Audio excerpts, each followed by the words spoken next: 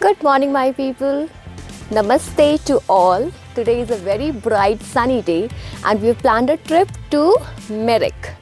Merrick में बहुत सारे टी एस्टेट हैं, लेक हैं, ब्रिजेस हैं, ऑरेंज ऑर्किड्स हैं. सो रास्ते कैसे हैं वो हमारी जिम्नी के साथ हम तय करेंगे और आपको दिखाएंगे. So stay tuned.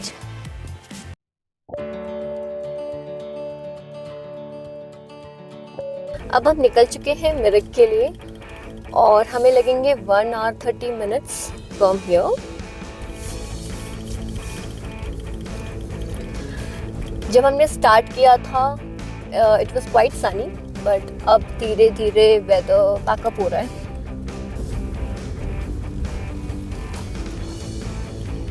क्लाउड्स आ रहे हैं. इस रोड जर्नी में हम जो बार बार कहते रहते हैं कि Jimny could be a primary car, उसके कुछ क्वालिटीज़ को भी टेस्ट करेंगे.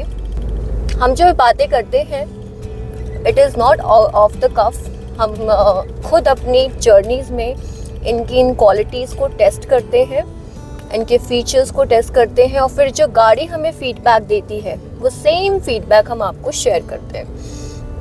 सो आज हम टेस्ट करेंगे इसकी राइड क्वालिटी और इसकी ड्राइवेबिलिटी, इसकी मैन्यूवरेबिलिटी, इसकी माइलेज और इसके रोड प्रेजेंस को. किसी भी कार की राइड क्वालिटी को एनहांस करने के लिए सबसे इम्पॉर्टेंट फैक्टर होता है उसका सस्पेंशन.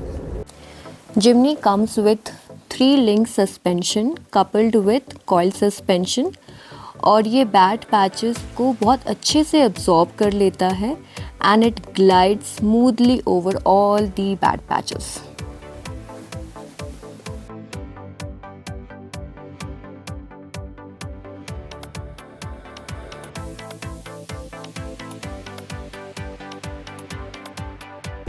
इसका रेफरेंस मैं आपको इस प्रकार दे सकती हूँ कि इस सस्पेंशन सेटअप को लैंड रोवर डिस्कवरी में भी इस्तेमाल किया गया था. छोटू सा पपी अपनी मम्मा के साथ कितना प्यारा है. सो राइड क्वालिटी को एनहांस करने के लिए जो सेकंड मोस्ट इम्पॉर्टेंट फैक्टर है वो है body roll. And despite being ladder on chassis frame, Jimny का बॉडी रोल इज नेग्लिजिबल.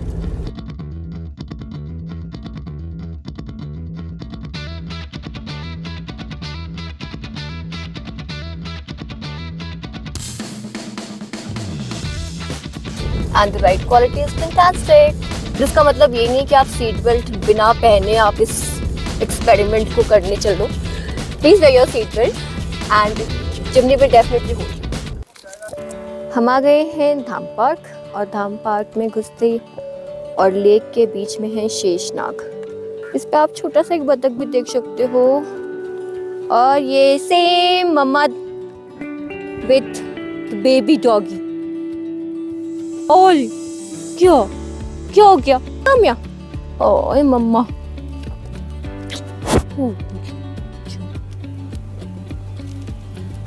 का चाल है उधर चाल है.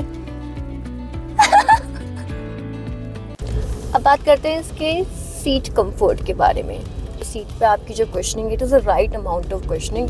बहुत ज़्यादा भी नहीं है कि आप एकदम धंस जाओ उसके अंदर और बहुत कम भी नहीं है कि आपको बहुत अनकंफर्टेबल फील हो. So just the right amount.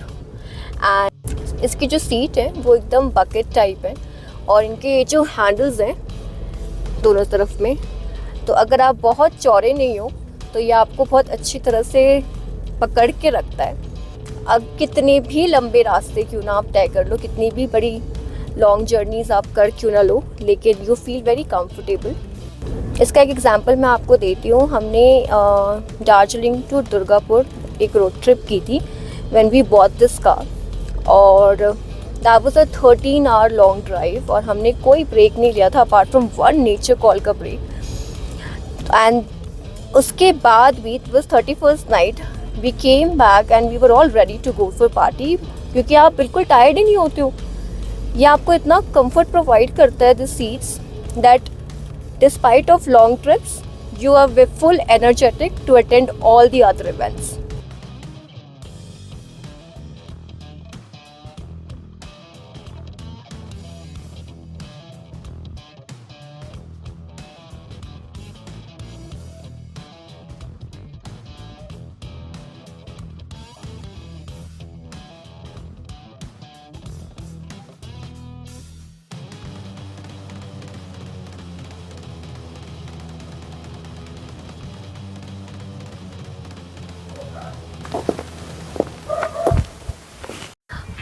अब हमारी बेबी राइनो हमें लेकर आई है टिंगलिंग व्यू पॉइंट।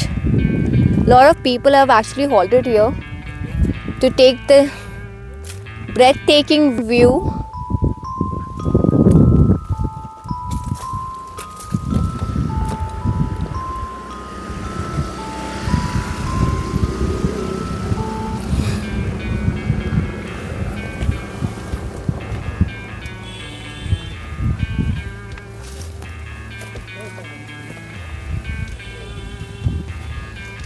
क्या ज़बरदस्त लैंडस्केपिंग की है ना कुदरत की। पहाड़ों, पाइन ट्रीज के साथ ये टी वैलीज, किसको कहाँ प्लेस करना है, कितने परफेक्टली प्लान किया होगा ना, है ना।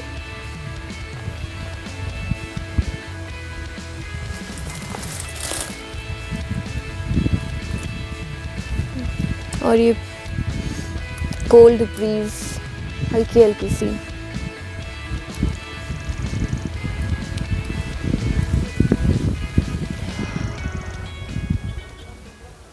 जिमनी अपने सेगमेंट की one of the best vehicle है इन टर्म्स ऑफ मनूवरबिलिटी।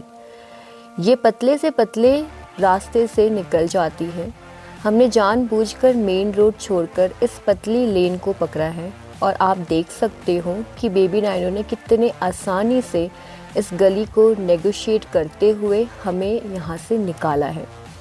इसका विड्थ 1645 मिलीमीटर है एंड रेफरेंस के लिए बता दूं कि मारुति सुजुकी बलेनो का विड्थ 1745 मिलीमीटर है। So you see Jimny is slimmer than an average hatchback. और हम एक वेंटेज पॉइंट पे आ गए। ये यहाँ का सबसे ऊंचा पॉइंट है। यहाँ पे ये है वेस्ट, जहाँ से सूरज अब डूबने वाला है। और वो आप रोड देख रहे हो, एक पतली सी रोड जा रही है पाइन ट्री के वहाँ से। उसके लेफ्ट में आपका नेपाल है और राइट में इंडिया।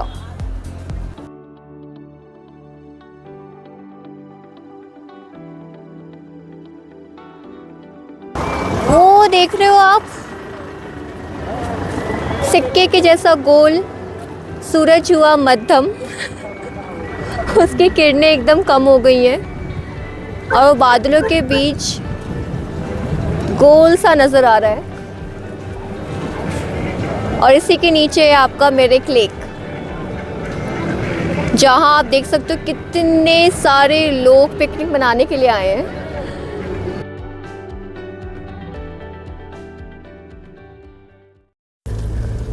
और हम मेरिक से निकल चुके हैं और जा रहे हैं दार्जिलिंग।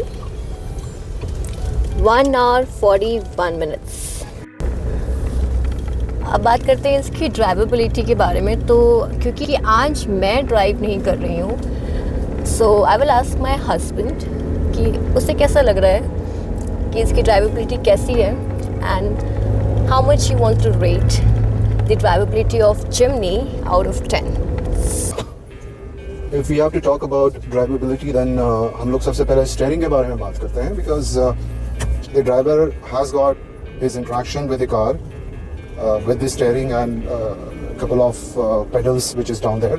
So steering इसका electronic steering है, which is actually very impressive. इसका जो रोड के साथ में interaction है और इसका जो feedback है वो बहुत ही prompt है, and it is not very smooth. But it is little sturdy because ये एक off-roader है, so the steering has that nice subtle stiffness, but promptness definitely I would give it 9.5 out of 10. And steering में आपको जो essential controls मिल जाते हैं, तो while you're driving आप अपने जितने भी essential गाड़ी के instruments हैं उनको easily access कर सकते हो, so another plus point for that. Now इसके जो pedals हैं, they're all smooth. The braking is nice. It has got a nice bite. देख लीजिए आप. And then we have got the accelerator and clutch. Clutch का travel थोड़ा सा है, but once you drive this vehicle, you'll get used to it because every vehicle has got its own characteristic. Plus, let's talk about the gear lever. Gear lever इसका yes, I like it. It is not as the trunk is not as long as that of Maruti Gypsy जो इसके दादाजी थे, but Maruti Gypsy से तो बहुत smooth है। Now इसका जो 4x4 सिस्टम है, you know, which is also in form of knob, इसके थर्ड जनरेशन में यहाँ पे सेंट्रल कंसोल में आता था इसके button, which actually make it easy to operate it, you know, quite easy and make it more reliable. Now coming to the seating position, this is the best part about Jimny. You know, seating is quite high.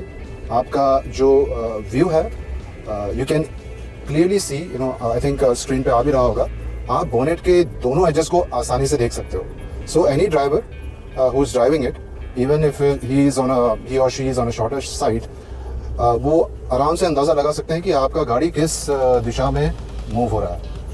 That makes the control much more easier. And then let's talk about the A-pillar here. So unlike many other cars which I have driven, I would not like to name them, but they have got the A-pillar as thick as a tree trunk. So इतना मोटा उनका A-pillar होता है कि आपका यहाँ पे बहुत बड़ा blind spot बन जाता है.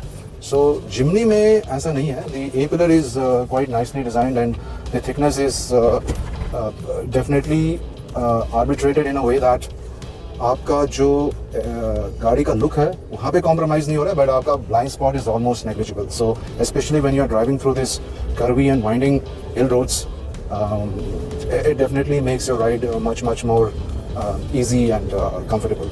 And do you think कि मारुति सुजुकी को इसके इंजन में K series 15 चार्ली लगाना चाहिए था जो ब्रेजा में यूज होता है, और you're happy with K series 15 Bravo? Oh, that's a good one actually. K series Charlie engine is tuned for mileage. So we have to understand K series Bravo engine का जो peppiness है और जो punch आपको इससे मिलता है while you are driving on a tarmac as also while you are doing off-roading, वो K series 40 से आप compare नहीं कर सकते हो. तो मुझे लगता है कि it was a good decision by Maruti to continue with K series Bravo engine. However, एक point इसमें यह है कि yes, the third generation of Maruti wherein this engine was introduced, वो इससे काफ़ी हल्का था. I think almost 100 kg हल्का था, और हमने इसको भी 5 डोर में लॉन्च किया है to make it an all rounder off road as also. Now it has become a good choice as a primary car. तो इंजन में थोड़ा रिफाइनमेंट, थोड़ा बहुत पावर डालने की ज़रूरत है, बिकॉज हमने भी I think you also remember when we drive it as two with our own luggage it is okay, but हम जब इसको फुल लोड में कैरी करते हैं, पीछे अगर 2 या 3 और एडल्ट बैठ जाए और हम लोग एक्चुअली 45 डिग्री से ज़्यादा का स्टीप क्लाइंब कर रहे हो, तो थोड़ा इंजन जो है इसका थक जाता है. या and we have to rev it hard, you know, may be sometimes about 3000 to 4000 RPM. But yes, Maruti कहती है कि इसको ज़्यादा रेव करना चाहिए, but I feel that, you know, with this enhancement in the weight of the car, Maruti should definitely look to enhance the power of the engine as well. So yeah, that is that. And as a driver, अगर मैं इसको बिल्कुल impartially rate करूँगा तो it has to be a solid distinction, a solid 8. But हमने ये गाड़ी अब ले ली है, तो don't you think कि थोड़ा सा रेट ज़्यादा कर सकते हो तुझे? Okay. ज़्यादा car. Alright, so yeah, dear viewers, अगर हमारी हिंसा बोल रही है कि इसको थोड़ा ज़्यादा रेट करना चाहिए, तो I think ठीक ठाक लगा लेते हैं हम लोग. 0.5 I give it extra because we have purchased this car, and yeah, so a solid 8.5 as in terms of the drivability factor of this car. So the trip has ended और हम आ गए हैं घर. आपको जैसा बताया था मैंने कि हम इसका माइलेज आपको बताएंगे, तो इसका माइलेज जो MID पे शो कर रहा है that is 12.1, क्योंकि आज हमने बस माउंटेन से चढ़ाई की है और फिर वहाँ से डिसेंड किया है, और इस कारण हमने अपना गियर 1 और 2 पर ही गाड़ी को रखा, जिसकी वजह से माइलेज इतना कम हो गया है. Okay, now stay tune for the next video. तब तक के लिए बाय बाय. अगर रास्ते इतने खूबसूरत हो तो मंजिल की किसको फ़िक्र. असली मज़ा तो ये रास्ते तय करने में आता है.